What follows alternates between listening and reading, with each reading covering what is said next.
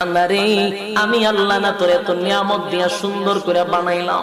এই আসমান বানাইয়া কোরআনের কোথাও বলি নাই আসমান সুন্দর করে বানাইছি, জমিন বানাইয়া কোথাও বলি নাই জমিন সুন্দর করে বানাইছি, গোটা সৃষ্টি জগৎ বানাইয়া কোথাও বলি নাই সুন্দর করে বানাইছি।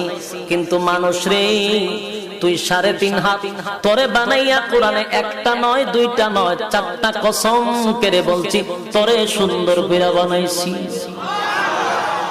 একটা দুইটা না 4টা কসম করে আল্লাহ বলছে মানুষ তোরে সুন্দর করে আমি আল্লাহ বানাইছি।